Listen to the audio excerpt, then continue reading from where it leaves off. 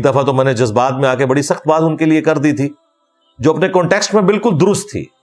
وہ میرا ایک جملہ بعض لوگوں نے اٹھایا ہوا ہے اور 0 سے ملٹیپلائی کر دیا ہوا ہے میری وہ تمام تعریفی باتیں جو غامدی صاحب کے حق میں نے کی ہیں, اور کہتے ہیں نہیں معذرت کریں. میں معذرت کیسے کروں بھائی, اپنا ایمان سٹیک پہ لگاؤں کہ ایک شخص ایک مجلس میں بیٹھ کے سیدنا ابو بکر اور عمر رضی اللہ عنہما وعلیہم السلام پر تنقید کرے اور کہے کہ وہ امت کو کوئی سسٹم نہیں دے سکے, اور اسی مجلس میں حضرت معاویہ رضی اللہ تعالیٰ عنہ کا جھوٹا دفاع کرے کہ انہوں نے یہ امت کو جو تحفہ دیا ہے یزید کی شکل میں یہ بڑا نیکی کا کام کیا ہے. تو بھائی باقی لوگوں سے پوچھو نا, تو سنی جو ہے نا حضرت ابو بکر عمر کے اوپر تان کرنے کے اوپر غامدی صاحب کو سیدھا سیدھا رافضی کہیں گے. شیعہ سے پوچھو تو وہ خارجی اور ناسبی کہیں گے حضرت معاویہ کا جھوٹا دفاع کرنے کے اوپر. میں نے تو ان دونوں سے ہلکا جملہ استعمال کیا تھا کہ ایسے شخص کی جہالت کے اوپر میں کیا بولوں جو حضرت ابو بکر عمر کے بارے میں تو یہ بات کرے, اور جو شخص تلوار کے زور پر اس امت پر مسلط ہوا اور پھر تلوار کے زور کے اوپر اپنے بیٹے کو تحفہ بنا کے چھوڑ دیا. یہ کہتے ہیں نہیں, انجینئر صاحب کہتے ہیں جی حضرت حسین کا قاتل جو ہے وہ تمہارا ماموں ہے. بالکل, یہ تحفہ کس نے مسلط کیا ہے, یہ پورے سسٹم کو ڈی ٹریک کس نے کیا ہے, روٹس وہیں تک جاتی ہیں. وہ تو آپ میری ویڈیو دیکھیں پچھلے محرم میں ریکارڈ ہوئی تھی, کربلا کیوں ہوئی, 2 ملین سے زیادہ لوگ دیکھ چکے ہیں. اس میں نے 5B جو ریسرچ پیپر ہے میرا کربلا سے متعلق اسے بھی ڈسکس کیا اور پورا ایک مقدمہ رکھا ہے. وہ آج ٹاپک نہیں ہے ورنہ تو یہ 2-3 گھنٹے اور لگ جائیں گے. تو اس طریقے سے جو گفتگو کرے گا تو اس کے لیے کہنا کہ یہ اس کی جہالت ہے, یہ سب سے چھوٹا فتویٰ ہے. ادروائز سنی انہیں رافضی کہیں گے اور سیدھا جہنمی ڈکلیئر کریں گے, اور شیعہ انہیں ناسبی کہہ کے سیدھا جہنمی ڈکلیئر کریں گے. میں تو سب سے سافٹ ہوں, میں نے اسے جہالت کہا ان کی, اس سے سافٹ ورڈ میں بول نہیں سکتا تھا. ادروائز میں جسٹیفائی تھا انہیں رافضی کہنے پر بھی اور ناسبی کہنے کے اوپر بھی, میں نے یہ نہیں کہا. لہذا یہ بات آپ لوگ کان کھول کر سن لیں, میں کبھی بھی اپنی اس بات سے پیچھے نہیں ہٹوں گا کہ جو شخص ایک مجلس میں حضرت ابو بکر اور عمر کے بارے میں یہ بات کرے کہ وہ امت کو کوئی سسٹم نہیں دے سکے اور کہ یہ میں جائز تنقید کر رہا ہوں, اور دوسری طرف جو بندہ تلوار کے زور پر مسلط ہوا جس کی وجہ سے ہزاروں مسلمان قتل ہوئے اور پھر وہ امت کو ایک تحفہ دے کے گیا یزید کی شکل میں, اس کی تعریفوں کے پل باندھنا شروع کرتے, تو ہم تو یہی کہیں گے کہ تم لوگوں نے بنو امیہ کی تنخواہیں کھائی ہوئی ہیں. اور میں تو ڈنکے کی چوٹ پہ کہتا ہوں کہ جس طرح بنی اسرائیل کو بچڑے کی محبت پلا دی گئی تھی نا, یہاں پہ اس امت میں بنو امیہ کی محبت ان لوگوں کو پلا دی گئی ہے. اور نبی علیہ السلام نے پہلے ہی پیش گوئی کر دی تھی. مسند ابی یعلا میں صحیح سند کے ساتھ ہے, المستدرک للحاکم میں صحیح سند کے ساتھ ہے. اس حدیث کو شیخ البانی نے بھی صحیح کہا, شیخ زبیر لذیذ صاحب نے بھی صحیح کہا کہ نبی علیہ السلام نے اپنی وفات سے کچھ عرصہ پہلے ایک خواب دیکھا, اور انبیاء کے خواب وحی الہی ہوتے ہیں. اس حدیث کے راوی ہیں حضرت ابو ہریرہ رضی اللہ تعالیٰ عنہ. نبی علیہ السلام نے فرمایا کہ میں نے خواب میں دیکھا بنو مروان کے بنو امیہ کے بندروں کو کہ وہ میرے ممبر کے اوپر اچھل کود رہے ہیں. اس کی وجہ سے میں بہت غمگین ہوا. اور حضرت ابو ہریرہ کے الفاظ ہیں کہ حضور کو پھر وفات تک کسی نے کھل کھلا کر ہنستے ہوئے نہیں دیکھا. اس خواب کے بعد حضور اتنے غمگین تھے کہ امت کے ساتھ یہ بنو امیہ کے بندر کیا کریں گے. یہ بندر کی شکل میں کیوں دکھائے گئے؟ بنو اسرائیل میں اصحاب سبت جنہوں نے مچھلی کے شکار کے حوالے سے دین کی غلط تعویل کر کے اس گناہ میں مبتلا ہوئے, ان کے بارے میں کیا آیا؟ کونو قردۃ خاسئین, ہم نے فرمایا کہ تم پھٹکارے ہوئے بندر بن جاؤ. تو بنو اسرائیل نے دین کا حلیہ بگاڑا تو اللہ تعالیٰ نے انہیں پھٹکارے ہوئے بندر بنا دیا. اس امت میں تو حضور کی دعا ہے کہ دنیا میں اس قسم کا عذاب نہ آئے، آخرت میں تو آئے گا، لیکن وہی بندروں کی شکل میں بنو امیہ دکھائے گئے نبی علیہ السلام کو خواب میں کہ یہ بھی دین کا حلیہ بگاڑ دیں گے۔ اس حوالے سے میں نے ایک تفصیلی ریسرچ پیپر لکھا ہے، واقعہ کربلا کا حقیقی پس منظر، 72 صحیح الاسناد احادیث کی روشنی میں۔ 72 کا ٹائٹل شہدائے کربلا کی نسبت سے ہے، ورنہ 200 سے زیادہ احادیث ہیں۔ بنو امیہ یا بنو عباس کی لکھوائی ہوئی جھوٹی تاریخ نہیں، جو غامدی صاحب بے دھڑک کوٹ کر دیتے ہیں اور بخاری مسلم کی احادیث کا انکار کر دیتے ہیں۔ دیکھیں کیسی محبت بنو امیہ کی کہ جھوٹی روایتیں، تاریخی روایتیں ایکسپٹ کریں گے، بخاری مسلم کی حدیث کو سیدھا کہتے ہیں یہ تو روایت ہے، چھوڑ دیں اس کو، یہ راویوں کی بات ہے۔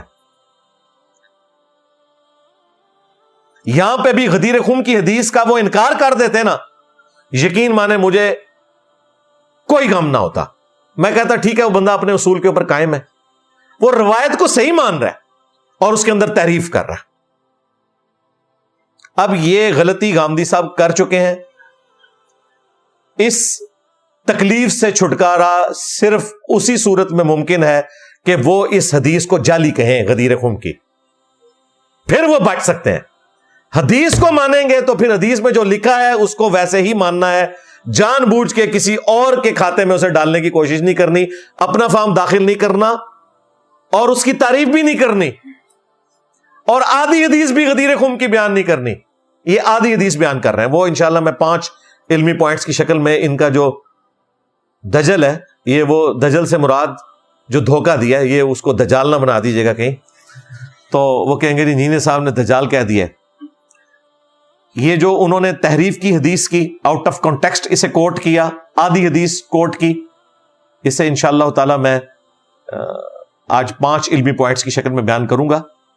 لیکن پہلے میں وہ جو 5B کا آپ کو بتا رہا تھا، اس میں نے 200 احادیث جمع کی ہیں کربلا سے متعلق۔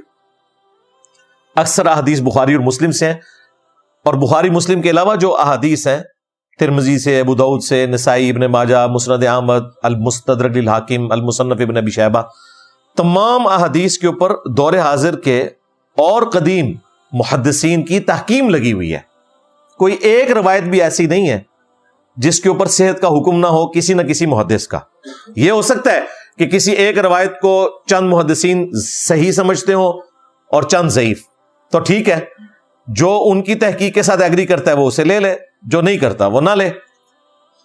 چونکہ شیخ البانی بہت بڑی پرسنالٹی ہیں، اہل حدیث انہیں اس دور کا امام بخاری مانتے ہیں، اگر وہ کسی حدیث کو صحیح کہیں گے جو میرے نزدیک ضعیف ہو، تب بھی میں اسے اس میں کوٹ کرتا ہوں، تاکہ وہ لوگ جو انہیں مانتے ہیں ان کے لیے تو حجت ہے نا۔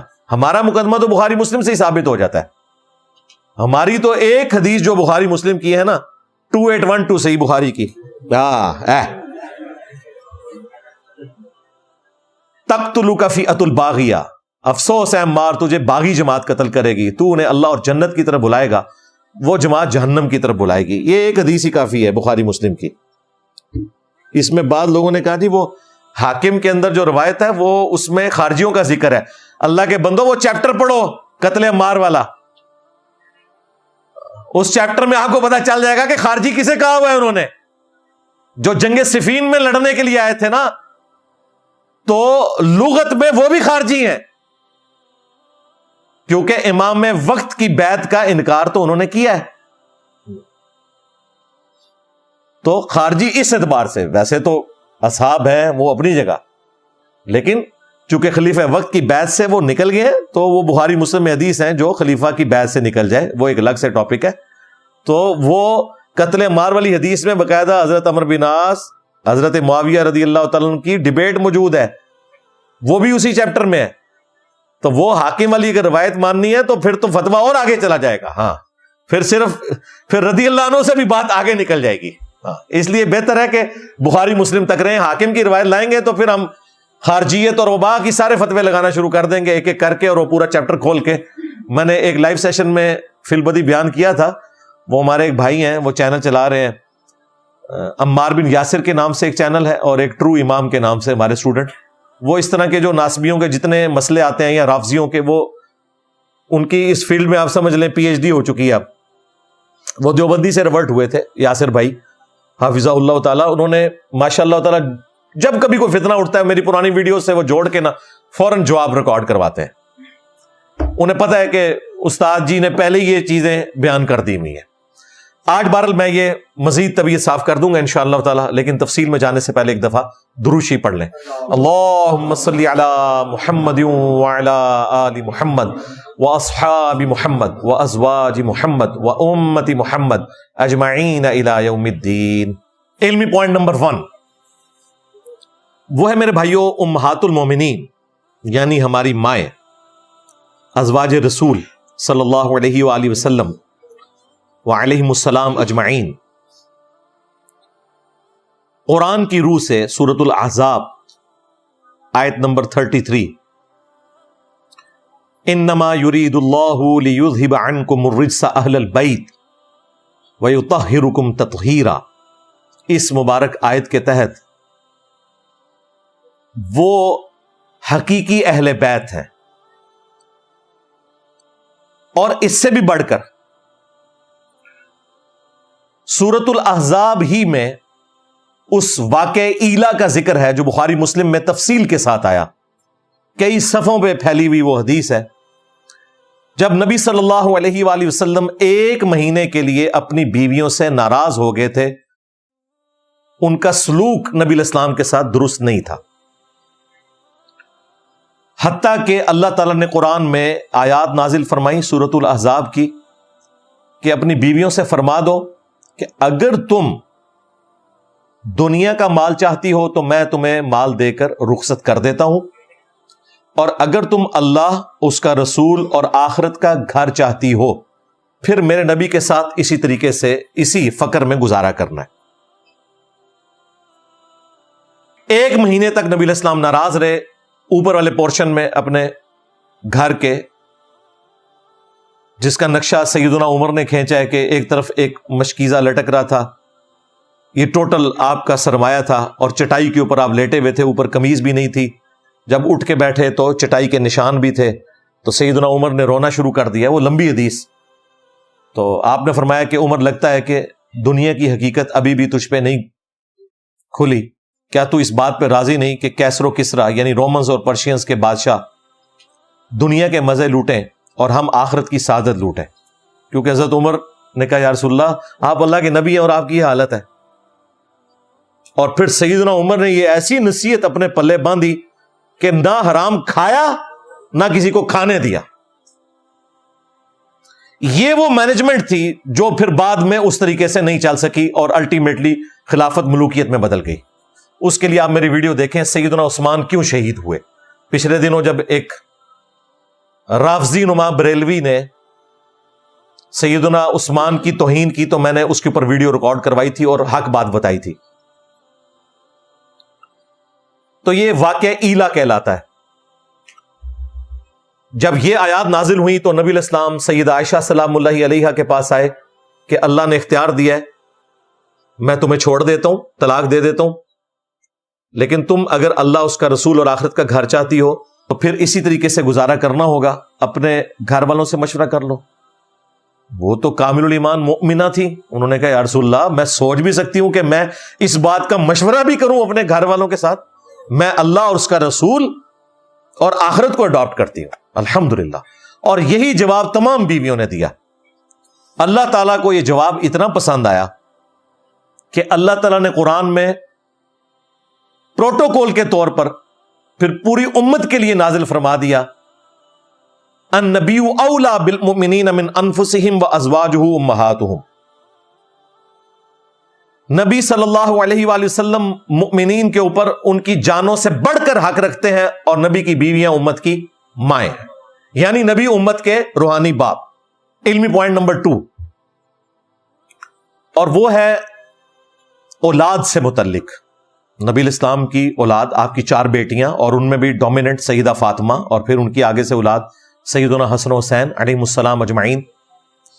یہاں پر سیدہ فاطمہ سلام اللہ علیہا اور ان کی اولاد، ان کا اہل البیت میں شامل ہونا یہ مسلمات میں سے ہے، جو سب کو پتا ہے کہ اولاد اہل البیت میں سے ہوتی ہے، اور اولاد تو ایسی حقیقی اہل بیت ہے کہ اگر کوئی مرد اپنی بیوی کو طلاق بھی دے دے تب بھی اس سے جو اولاد ہے وہ اہل بیت رہتی ہے اور بیوی اہل بیت سے خارج ہو جاتی ہے. نبی علیہ السلام کے کیس میں تو اسپیشل پروٹوکول ہے، وہ میں نے آپ کو پہلے ذکر کر دیا. لیکن میں آپ کو بتا رہا ہوں کہ حقیقی اہل بیت اولاد اتنی حقیقی اور دائمی اہل بیت ہے کہ کبھی ختم ہو ہی نہیں سکتی، سوائے ایک استثناء کے جو سورہ ہود میں آیا. اہل بیت ہونے کا بھی ذکر ہے حضرت نوح علیہ السلام کے بیٹے کا، اور ساتھ یہ ذکر ہے کہ وہ چونکہ کفر پہ مرا اس لیے اللہ تعالیٰ نے اسے نہیں بچایا. کافر ہو گیا تو اہل بیت سے خارج. سورہ تحریم میں آیا 2 نبیوں کی بیویاں اہل بیت میں تھیں لیکن کافرہ ہو گئی، اہل بیت سے خارج ہو گئی. اور حضرت نوح علیہ السلام اور لوط علیہ السلام ان بیویوں کو اللہ کے عذاب سے نہیں بچا سکے، یہ سورہ تحریم کے اندر ذکر ہوا. تو یہ مسلمات میں سے ہے کہ جو اولاد ہے یہ اہل بیت میں داخل ہے. اسی طریقے سے پروٹوکول کے طور پر نبی علیہ السلام کے جو قریبی رشتہ دار، دودھ کے رشتے کے لوگ، خون کے رشتے کے لوگ، اور وہ لوگ بھی جنہیں نبی علیہ السلام نے آنرری طور پر اہل بیت میں شامل کیا، زید بن حارثہ، سلمان فارسی، یہ سب کے سب اہل البیت میں شامل ہیں. لیکن جو خاص اہل البیت ہیں پنجتن پاک، ان کا مرتبہ جو ہے وہ سب سے یونیک ہے. اس کانٹیکسٹ میں صحیح مسلم کے اندر ایک حدیث ہے اور اس کی راویہ خود ہماری ماں سیدہ عائشہ سلام اللہ علیہا ہے. وہ کہتی ہیں نبی علیہ السلام ایک دن اپنے گھر سے اس حال میں برآمد ہوئے کہ آپ نے ایک کالی منقش چادر اوڑھی ہوئی تھی جس پہ اونٹ کے کجاموں کے مانند ڈیزائن بنے ہوئے تھے. اتنے میں حسن ابن علی آئے اور نبی علیہ السلام نے انہیں اپنی چادر کے نیچے لیا. پھر حسین ابن علی آئے، انہیں بھی چادر کے نیچے لیا. پھر سیدہ فاطمہ اور پھر مولا علی علیہ السلام اجمعین. یہ حدیث قصہ کہلاتی ہے. اہل تشیع کے ہاں بھی، اہل سنت کے ہاں صحیح مسلم شریف میں یہ حدیث موجود ہے. اور راویہ ہے اما عائشہ، کوئی کنجوسی نہیں کی. حالانکہ سیدہ عائشہ اس چادر کے نیچے نہیں تھی، وہ باہر سے یہ منظر دیکھ رہی تھی، پھر بھی انہوں نے کنجوسی نہیں کی پنجتن پاک کی شان کو بیان کرتے ہوئے.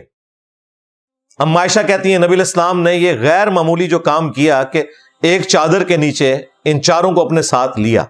اس طرح کی ایکٹیویٹی کبھی فیملی کا ہیڈ اپنی فیملی کے ساتھ نہیں کرتے ہوئے نظر آتا.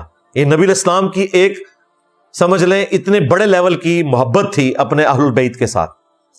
پھر نبی علیہ السلام نے وہ آیت تلاوت کی انما یرید اللہ لیذھب عنکم الرجس اہل البیت ویطہرکم تطہیرا، کہ اے نبی کے گھر والو، اللہ تعالیٰ تو چاہتا ہے تم سے ہر طرح کی ناپاکی کو دور کر دے اور تمہیں خوب صاف ستھرا کر دے. یہاں پہ مجھے حکمت بھی سمجھ آ گئی کہ وہاں پر قرآن حکیم میں مونس کا صیغہ کیوں نہیں آیا تھا. اگر وہ مونس کا صیغہ آتا تو نبی علیہ السلام کو یہاں پر پھر خود سے مذکر کا صیغہ لگانا پڑنا تھا، کیونکہ ڈومیننٹ تو مذکر تھے، سیدہ فاطمہ تو ایک تھی، باقی 4 تو مذکر تھے. اللہ تعالیٰ نے مذکر کا صیغہ قرآن میں نازل کیا جو کفایت کر جائے مونس کو بھی اور مذکر کو بھی. یہ حکمت ظاہر ہوئی. اسی سے پنج تن پاک کا کانسیپٹ آیا. اس کا یہ مطلب نہیں کہ باقی تن پاک نہیں ہے، یہ اسپیشل پروٹوکول کے طور پہ یہ ٹرمز ہیں. کہتے ہیں نہیں پنج تن پاک تو فارسی کی ٹرم ہے، اور بھائی حق 4 یار بھی تو فارسی کی ٹرم ہے نا. پنج تن پاک میں جو پے ہے اس کے اگر 3 نقطے نہیں ہیں عربی میں، تو حق 4 یار میں جو چے ہے اس کے بھی 3 نقطے عربی میں کوئی نہیں موجود. چے تو ہے ہی نہیں عربی میں. تو ٹرمز ہیں، یہ ڈیوائز کی جا سکتی. پھر ایک اور حدیث ہے صحیح مسلم کے اندر، جب آیت مباہلہ نازل ہوئی نجران کے کرسچنز کے ساتھ، نبی علیہ السلام کا مباہلہ ہونے لگا تھا، وہ اینڈ ٹائم پہ پھر رک گیا، وہ بھاگ گئے اور راضی ہو گئے نبی علیہ السلام کو جزیہ دینے کے اوپر. اور بخاری میں تو تفصیل آتی ہے ابو عبیدہ بن جرح کو نبی علیہ السلام نے ان کی طرف بھیجا. امین الامت کا لقب اسی حدیث کی وجہ سے انہیں ملا. مسلم شریف میں تفصیل موجود ہے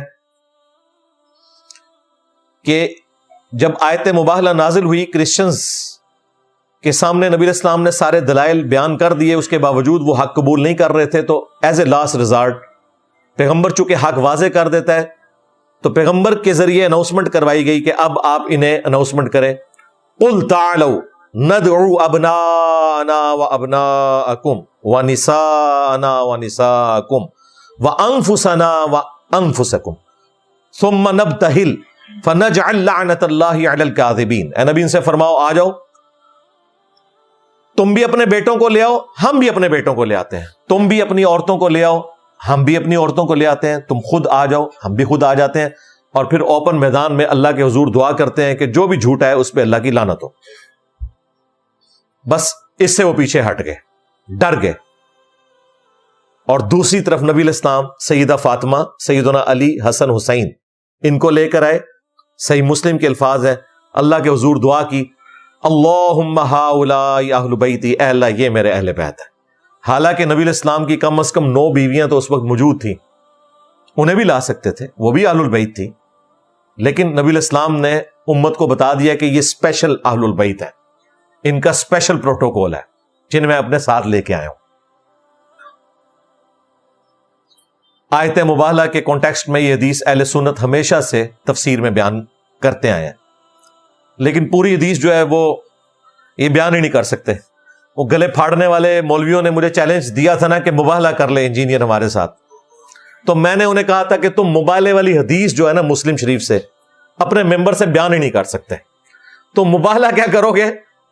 حدیث کا بھی بیان کر کے بتاؤ، اور اس میں تمہارے ماموں کے بارے میں جو کچھ تمہارے چھوٹے ماموں ابن تیمیہ نے لکھا ہے، یہ سارے ماموں ہیں. جب میں ماموں کا لفظ بولتا ہوں تو ایک نہیں ہے، ماموں کا بیٹا بھی ماموں، ماموں کا فالوور بھی ماموں، یہ نسل در نسل ماموں چلتے ہیں جو امت کو ماموں بناتے رہتے ہیں. تو ماموں ابن تیمیہ نے منہاج السنہ میں شیعہ کو جواب دیتے ہوئے جو صحیح مسلم کی حدیث میں جو فل ان دا بلینکس کیا ہے نا وہ آپ دیکھ لیں. انہوں نے منہاج السنہ میں لکھا کہ حضرت معاویہ رضی اللہ تعالیٰ عنہ نے سعد ابن ابی وقاص کو حکم دیا، جو مسلم شریف میں الفاظ تھے امر معاویہ. ابن تیمیہ نے لکھا سب کرنے کا حکم دیا. بالکل ٹھیک لکھا، کیونکہ آگے الفاظ ہیں کہ تمہیں کون سی چیز مانے ہے کہ تم ابو تراب کے اوپر سب نہیں کرتے. تو حضرت سعد ابن ابی وقاص نے کہا کہ میں نے 3 باتیں ایسی سن رکھی ہیں خود رسول اللہ سے صلی اللہ علیہ وآلہ وسلم، سیدنا علی کی شان میں، کہ مجھے ایک بھی مل جائے تو میرے لیے سرخ اونٹوں سے بہتر ہے، میں کبھی بھی علی کو گالی نہیں دوں گا. پھر انہوں نے 3 فضائل بیان کیے. ان میں سے پہلی فضیلت انہوں نے بیان کی کہ نبی الاسلام نے فرمایا تھا کل اس شخص کے ہاتھ میں جھنڈا دوں گا خیبر کے موقع پر جو اللہ اور اس کے رسول سے محبت کرتا ہے، اللہ اور اس کا رسول اس سے محبت کرتے ہیں. یہ حدیث کا حصہ بخاری میں بھی موجود ہے. ہم پوری رات اس شوق میں نہیں سوئے کہ یہ خوش نصیب کون ہوگا. صبح سیدنا علی کو بلا کر نبی الاسلام نے جھنڈا دیا، اشوب چشم تھا، لعاب دہن لگایا، شفا ہوئی، اور اپنے مبارک ہاتھوں سے زیرہ باندھی، الٹیمیٹلی فتح ہوئی. دوسرا، تبوک کے موقع پر نبی الاسلام پہلا اور آخری موقع تھا کہ حضرت علی کو اس جنگ میں ساتھ نہیں لے کے جا رہے تھے. عورتوں اور بچوں کے اوپر مدینے میں اپنا نائب چھوڑا، تو سیدنا علی اس پہ غم کی حالت میں تھے کہ میں اپنے نبی کے ساتھ تبوک میں شریک نہیں ہو رہا صلی اللہ علیہ وآلہ وسلم. تو سیدنا علی کو رسول اللہ نے یہ تسلی دی، اے علی کیا تم اس بات پہ راضی نہیں کہ تمہاری میرے ساتھ وہی نسبت ہے جو ہارون کی موسیٰ کے ساتھ، مگر میرے بعد کوئی نبی نہیں. یہ اتنی بڑی فضیلت ہے کہ اس فضیلت کو آپ سوچ بھی نہیں سکتے کہ کسی اور شخص کے حق میں آئی ہو. حضرت موسیٰ علیہ السلام کے ساتھ سب سے بڑے سپورٹر ان کے بھائی تھے ہارون، جو پیغمبر بھی تھے. نبی علیہ السلام کے ساتھ اس بڑے لیول کا سپورٹر کوئی اور صحابی نہیں تھا سوائے سیدنا علی کے. دوسرا، نبی علیہ السلام نے اس کے ساتھ فرمایا کہ اے علی تیری میرے ساتھ وہی نسبت ہے جو ہارون کی موسیٰ کے ساتھ، مگر میرے بعد کوئی نبی نہیں. یعنی اگر میرے بعد کوئی نبی ہوتا تو علی ہوتا. چونکہ نبوت ختم ہو چکی ہے اس وجہ سے تم نبی تو نہیں ہو، لیکن تمہاری نسبت وہی ہے جو ایک نبی کی دوسرے نبی کے ساتھ ہوتی ہے، یعنی کہ حضرت ہارون علیہ السلام کی موسیٰ علیہ السلام کے ساتھ. اب مجھے بتائیں اگر مولا علی نبی نہیں ہے تو غلام احمد قادیانی دجال تو شاہی کوئی نہیں، چشتی دجال تے شاہی کوئی نہیں، تھانوی دجال تے شاہی کوئی نہیں، شبلی دجال تے شاہی کوئی نہیں، اگے لاندے جو سارے دجال، اینڈ سو آن. ہماری وہ میکینیکل انجینئرنگ میں اور میتھمیٹکس میں ہوتا ہے نا، اینڈ سو آن، انفینٹ تک. یہ ختم نبوت کے اوپر پیرا دینے والی حدیث ہے. اور یہ والا پورشن جو ہے یہ بھی بخاری میں موجود ہے کہ علی کی میرے ساتھ وہی نسبت ہے جو ہارون کی موسیٰ کے ساتھ، مگر میرے بعد کوئی نبی نہیں. اور تیسری فضیلت انہوں نے وہی بیان کی کہ نجران کے جب کرسچنز آئے تھے تو مباہلے کے لیے نبی علیہ السلام نے سیدنا علی، حسن، حسین اور سیدہ فاطمہ علیہم السلام اجمعین کو اپنی طرف سے پیش کیا. اللہم ہؤلاء اہل بیتی. یہ پوری حدیث ہے جو یہ مباہلے کے چیلنج کرتے ہیں. اس کے سٹارٹ میں آ رہا ہے امر معاویہ، معاویہ نے حکم دیا. اور ابن تیمیہ نے کہا کہ حکم دیا تھا سب کا، کیونکہ آگے الفاظ ہیں کہ وہ کہتے ہیں میں کبھی بھی علی کو گالی نہیں دوں گا. یہ کہتے ہیں نہیں، وہ گالی نہیں، تنقید تھا. سب کا مطلب تنقید ہوتا ہے. تقی عثمانی صاحب نے بھی یہ جھوٹ رٹوا دیا، دیوبندیوں کو بھی، وہابیوں کو بھی. تو میں نے اس پہ کہا تھا نہ، ہمارے امام مسلم نے ہمیں پہلے ہی بتا دیا تھا کہ انجینئر صاحب یہ ڈنڈی ماریں گے تو ان کو اگلی حدیث پیش کر دینی ہے 6229 لعن اللہ ابو تراب. وہ کہتے تھے ابو تراب پر لعنت، نعوذ باللہ. بنو امیہ حضرت علی کی تحقیر کرتے تھے ابو تراب کہہ کے، اور لعنت بھی بھیجتے تھے، نعوذ باللہ من ذالک. جب بنو امیہ ابو تراب کہیں نا تو سمجھ لیں وہ تحقیر کے ساتھ کہہ رہے ہیں، مٹی والا. اور اس حدیث کے اندر ابو تراب والی جو حدیث ہے اس میں تو بڑے رکت انگیز الفاظ ہیں. نبی علیہ السلام نے اپنے مبارک ہاتھوں سے سیدنا علی کے جسم سے مٹی جھاڑی تھی اور کہا تھا اٹھ ابو تراب، اٹھ مٹی میں لپٹنے والے. اور حضرت علی کو یہ اتنی پسند آئی کہ انہوں نے اپنی کنیت ابو تراب رکھ لی، حالانکہ ان کی کنیت تھی ابو الحسن، لیکن وہ خوش ہوتے تھے ابو تراب نام سے. تو امام نووی نے نا اس حدیث کی شرح لکھی ہے، اس میں انہوں نے جھوٹا دفاع کرنے کی کوشش کی اپنے ماموں کا. انہوں نے کہا کہ وہ اصل میں نا ماموں یہ پوچھ رہے تھے کہ یہ لوگ تو حضرت علی کو گالیاں دیتے ہیں، آپ کیوں نہیں دیتے؟ مجھے کوئی فضائل ایسے بتائیں کہ میں لوگوں کو حضرت علی کی شان پہ قائل کروں. کولو ایڈی لمبی بریکٹ، حالانکہ الفاظ ہے امر معاویہ، حکم دیا معاویہ نے. لیکن چور اپنی لنگوٹی چھوڑ جاتا ہے.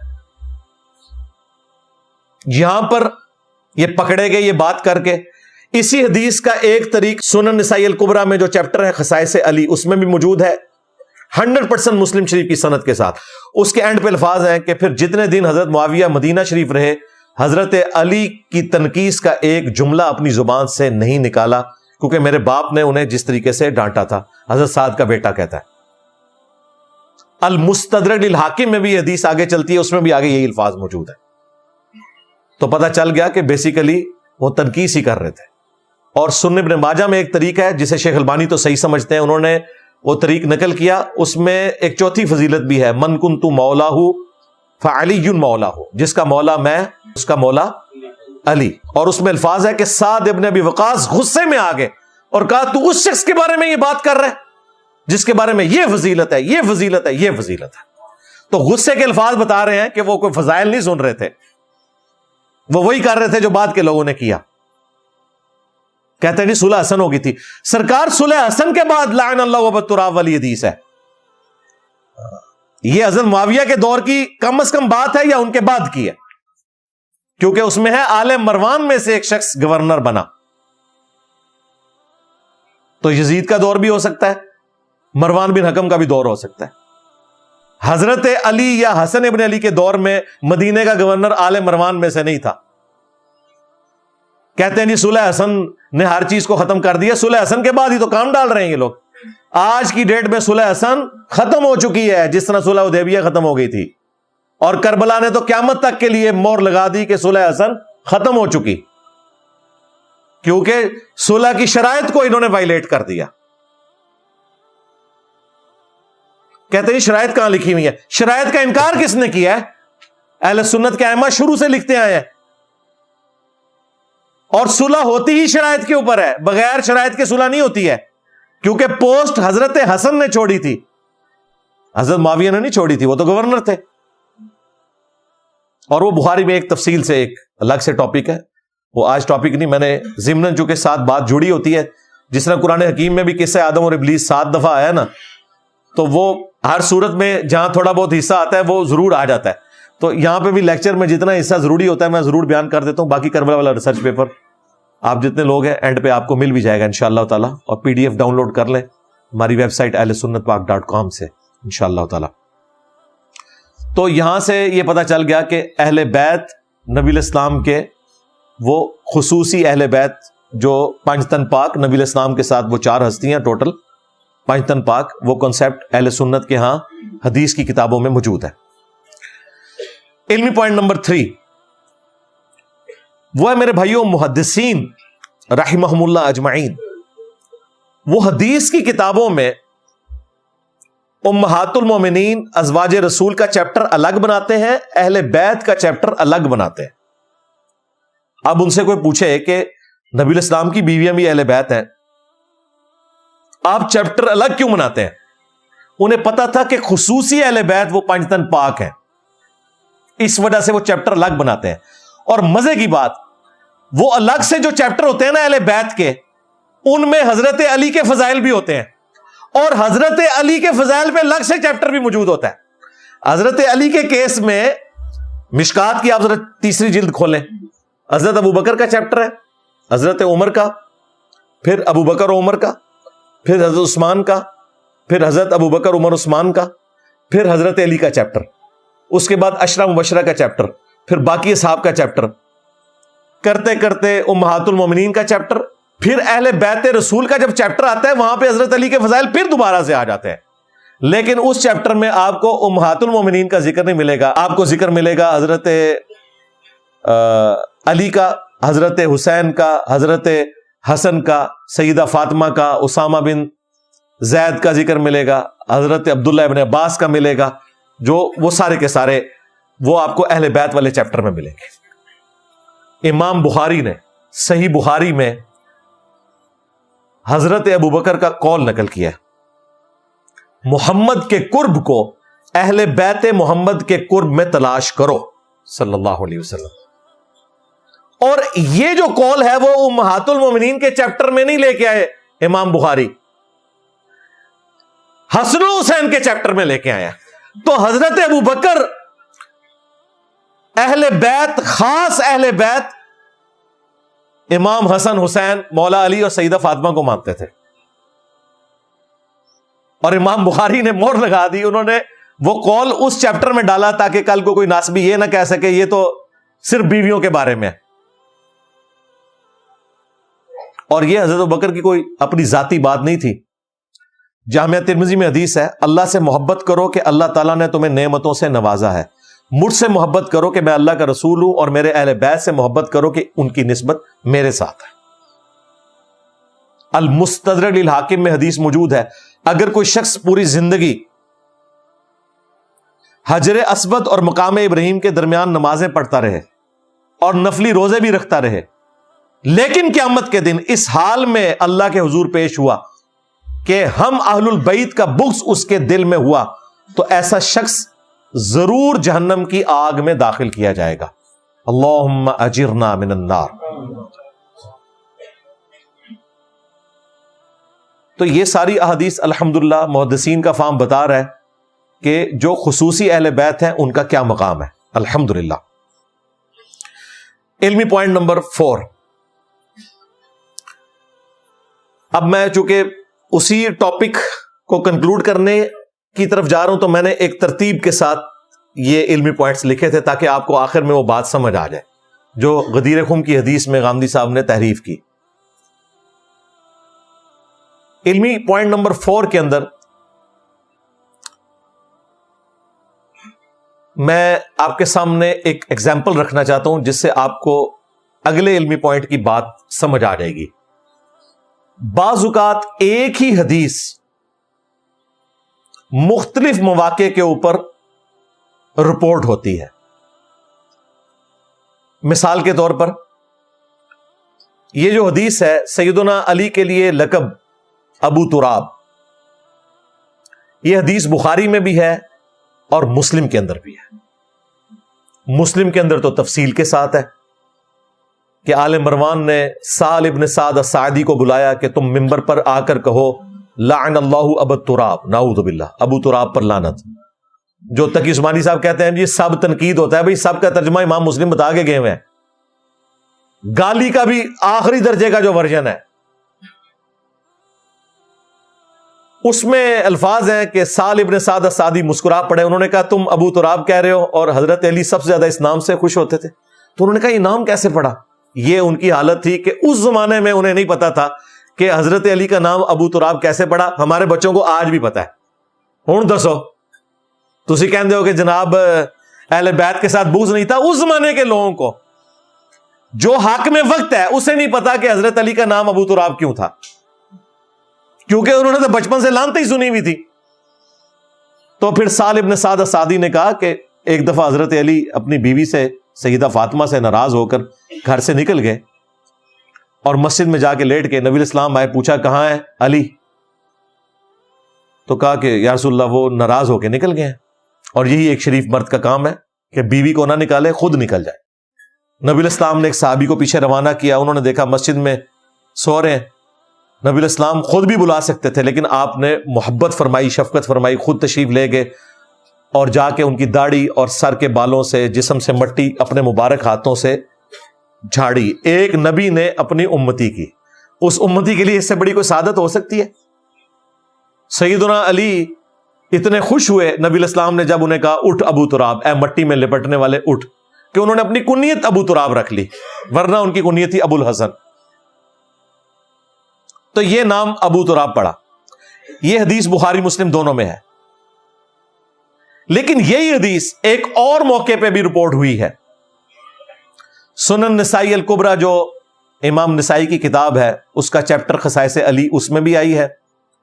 المستدرک للحاکم کے اندر بھی موجود ہے اور کتابوں کے اندر بھی، کہ ایک سفر کے دوران سیدنا علی اور عمار ابن یاسر، ان کو نبی الاسلام نے کوئی ڈیوٹی سونپی، وہ انہوں نے ڈیوٹی پوری کی. اس کے بعد وہ تھک کر ایک جگہ لیٹ گئے اور دونوں کی آنکھ لگ گئی. تو نبی الاسلام ان کو جگانے کے لیے تشریف لائے، عمار ابن یاسر کو اور سیدنا علی کو. وہاں پر بھی عمار ابن یاسر کہتے ہیں کہ حضرت علی کو جب حضور نے اٹھایا تو ان کے جسم سے مٹی جھاڑی اور کہا اٹھ ابو تراب، اٹھ ابو تراب. اب دیکھیں یہ دو الگ واقعات ہیں، لیکن جو کنیت ایک ہی ذکر ہو رہی ہے ابو تراب. یہ ہو سکتا ہے کہ ایک بات دو مختلف مواقع کے اوپر نبی الاسلام نے فرمائی ہو. اسی سے میں پھر وہ آپ کو دجل پکڑ کے بتاؤں گا جو غامدی صاحب کا ہے، کہ انہوں نے من کنت مولا والی حدیث کہاں سے اٹھائی اور کدھر فٹ کرنے کی کوشش کی، صرف بنو امیہ کی چاکری کرنے کی خاطر. اب حدیثوں سے تو ان کا لینا دینا ہی نہیں ہے، یہ الرجک لوگ ہیں. قرآن کی بھی جتنی خدمت کر رہے ہیں وہ ہمیں پتہ ہے. قرآن بھی مجہول پڑھتے ہیں یہ لوگ، معروف قرآن بھی نہیں پڑھ سکتے. اچھا، وہاں پہ نبی الاسلام نے حضرت علی کو اٹھایا ابو تراب کہہ کے اور فرمایا کہ میں تم دونوں کو انسانی تاریخ کے دو بڑے بدبختوں کے بارے میں نہ بتا دوں؟ وہ دو انسانی تاریخ کے دو خوش نصیب ترین لوگ تھے. کون؟ حضرت علی اور عمار ابن یاسر. نبی الاسلام دونوں کے جسم مبارک سے مٹی جھاڑ رہے ہیں.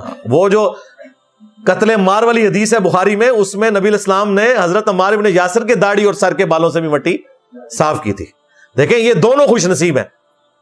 آپ نے فرمایا میں تم دونوں کو تاریخ کے دو بدبخت ترین لوگوں کے بارے میں نہ بتا دوں؟ اگلی قوموں میں جو قوم سمود تھی ان میں سب سے بڑا بدبخت وہ تھا صالح علیہ السلام کا مخالف، جس نے قوم سمود کی اونٹنی کو قتل کیا اور اللہ کا عذاب آ گیا اس قوم کے اوپر. میری امت میں سب سے بڑا بدبخت وہ ہوگا جو اے علی تیرے سر کے خون سے تیری داڑھی کو رنگ دے گا، یعنی جو تجھے قتل کرے گا وہ سب سے بڑا بدبخت ہوگا. یعنی حضرت علی کی شخصیت اس امت میں اللہ کی اونٹنی کے مانند ہے. اللہ کی طرف سے ایک غیبی تائید تھی حضرت علی کے ساتھ. ان کی شہادت کے بعد امت کے اوپر یہ جو آزمائش آئی، جس طرح قوم سمود کے اوپر عذاب آیا، اس امت کے اوپر یہ عذاب آیا کہ خلافت سے یہ امت محروم ہو گئی۔ الٹیمیٹلی وہ 6 مہینے ہی ہے نا امام حسن کے، پھر تو ملوکیت یا پھر قرب قیامت میں خلافت آئے گی۔ یہ میں نے اس کی جو سمجھ لیں شرح سمجھی ہے وہ یہی ہے کہ سیم اینالوجی ریپیٹ ہوئی۔ تو یہ حدیث بتانے کا مقصد یہ تھا کہ بخاری مسلم میں ابو تراب والی حدیث کا محل ڈیفرنٹ ہے، حاکم کے اندر اور سنن نسائی الکبریٰ میں ڈیفرنٹ ہے، لیکن لقب ایک ہی ہے۔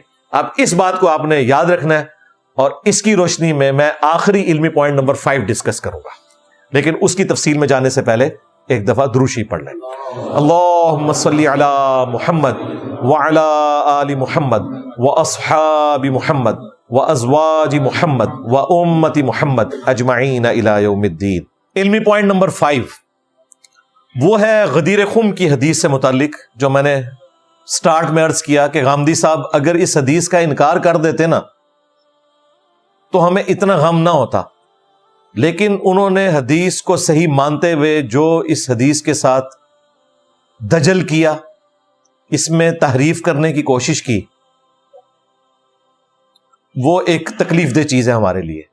ہم کہتے ہیں انجانے میں کی ہوگی، بہرحال الٹیمیٹلی جو کچھ انہوں نے کیا اس کا کوئی رزلٹ پازیٹیو نہیں نکلا۔ علمی پوائنٹ نمبر 4 میں نے ڈسکس کیا تھا کہ یہ عین ممکن ہے کہ ایک ہی حدیث 2 مختلف مقامات کے اوپر نبی علیہ السلام نے ذکر کی ہو، بجائے ان دونوں مقامات کو الگ الگ بیان کرنے کے اسے ایک بنا کر پیش کرنے کی کوئی کوشش کرے اور اس سے اپنا مقصد اچیو کرے، تو ہم اسے یا تو علمی خیانت کہتے ہیں یا علم حدیث سے ناواقفیت یا عربی میں جہالت کہتے ہیں۔ ان دونوں میں سے ایک چیز ہے، تیسری چیز کوئی نہیں ہو سکتی۔ چلے ہم ہلکا فتویٰ لگاتے ہیں کہ ناواقفیت علم حدیث سے۔ غامدی صاحب نے من کنت مولا فعلی مولا، جس کا مولا میں اس کا مولا علی، اس حدیث کو انہوں نے مانا، لیکن اس موقع کے اوپر مانا جو ایک الگ موقع تھا غدیر خم سے، اور وہ موقع تھا جب سیدنا علی کو ایک جنگی مہم کے اوپر نبی علیہ السلام نے روانہ کیا۔ یہ حدیث مسند احمد میں بھی موجود ہے، المستدرک للحاکم کے اندر بھی موجود ہے، اور امام نسائی کی جو کتاب ہے سنن نسائی الکبریٰ، اس کا جو خصائص علی والا چیپٹر ہے اس میں بھی موجود ہے۔ امام نسائی کی جو سنن نسائی ہم نے اپنے ٹیبل پہ رکھی ہوئی ہے نا، جو کتب ستہ میں آتی ہے، یہ سنن نسائی الصغریٰ ہے۔ آپ دیکھیں اس کے ساتھ چھوٹا سا لکھا ہوتا ہے چھوٹی سنن نسائی۔ جو بڑی سنن نسائی ہے جس میں سے یہ نکلی ہوئی ہے، اس میں 11,949 11949 احادیث تھی۔ اس کے اندر ہے 5761، آلموسٹ آپ سمجھ لیں آدھی۔ وہ جو اوریجنل نسائی ہے جس میں سے یہ نکلی ہے، اس میں خصائص علی چیپٹر ایک الگ سے ہے، آلموسٹ 200 احادیث حضرت علی کے فضائل پہ امام نسائی نے لی ہے، الگ سے ایک چیپٹر بنا دیا ہے۔ ایک چیپٹر ہے فضائل قرآن، ایک چیپٹر ہے فضائل صحابہ، یہ وہ چیپٹرز ہیں جو اردو میں ٹرانسلیٹ ہو کے آ چکے ہیں۔ ایک اور چیپٹر ہے وفات النبی، صرف نبی علیہ السلام کی وفات سے متعلق احادیث، یہ بھی اردو میں آ چکا ہے۔ ایک اور چیپٹر ہے عمل الیوم واللیلہ، صبح و شام کے سنت اذکار، یہ بھی اردو میں آ چکا ہے۔ یہ 5 چیپٹر اردو میں آ چکے ہیں سنن نسائی الکبریٰ کے، یہ 5 چیپٹر۔ میں جس چیپٹر کا ذکر کر رہا ہوں وہ خصائص علی ہے، اس میں بھی یہ حدیث موجود ہے، مسند احمد میں بھی ہے، المستدرک للحاکم میں بھی موجود ہے۔ نبی علیہ السلام نے سیدنا علی کو ایک جنگی مہم کا سرپرست بنا کے بھیجا، واپسی پہ جو مال غنیمت ملا اس میں سے ایک لونڈی ان کے حصے میں آئی، لیکن سیدنا خالد بن ولید رضی اللہ تعالیٰ عنہ جو حضرت علی کے انڈر تھے اس مہم میں،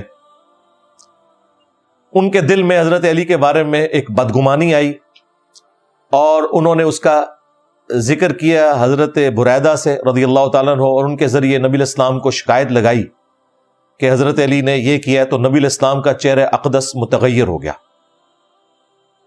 بس صحابہ کرام کو تو ہاتھ پاؤں پڑ گئے. آپ نے فرمایا تم علی کے بارے میں مجھ سے شکایت کر رہے ہو، جو اللہ اور اس کے رسول سے محبت کرنے والا ہے، اللہ اور اس کا رسول اس سے محبت کرتے ہیں. علی مجھ سے ہے، میں علی سے ہوں.